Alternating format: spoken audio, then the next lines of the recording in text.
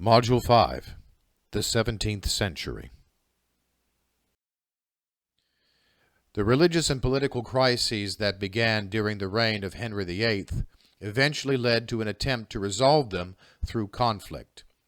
The English Civil War is too complex to deal with here, but it essentially began when Parliament found King Charles I guilty of treason. While Charles was not the first English king to be killed, his death was the first that was a product of a trial by jury. During the war, those loyal to the monarchy, the Royalists, fought against the parliamentarians. Called Roundheads, the parliamentarians fought against the monarchy, but also against an English church that they feared was too Catholic.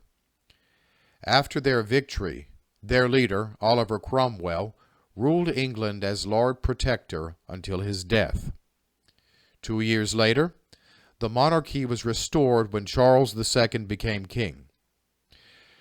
Perhaps reflecting this period of intense conflict and religious fervor, the writers of this time produced some of the most intense religious and secular poetry in English history. The metaphysical poets John Donne, Robert Herrick, and George Herbert engaged in striking analogy to push poetic language as far as it could go. Of course, the dominant writer of the age, religious or otherwise, was John Milton, whose epic Paradise Lost is probably the greatest single poem of the English language. To a modern audience, the work is difficult, highly elusive, linguistically dense, and inventive, and focused, at least at the beginning, on the tortured character of Satan, who would become a heroic figure to the romantic writers of the 19th and 20th century.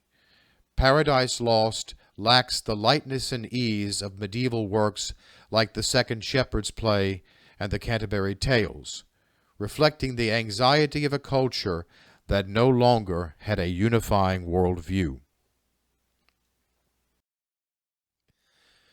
The form this week asks you to contrast the styles of Herbert and Donne, two deeply religious metaphysical poets who found highly individual methods of expressing their spirituality. For your paper, you will read an article on Paradise Lost and apply its insights to your own analysis of the character of Satan. If the poems in this module seem a little difficult, don't hesitate to use the Ask Your Instructor form to pose questions. That way, the help that I offer any one of you can help every one of you.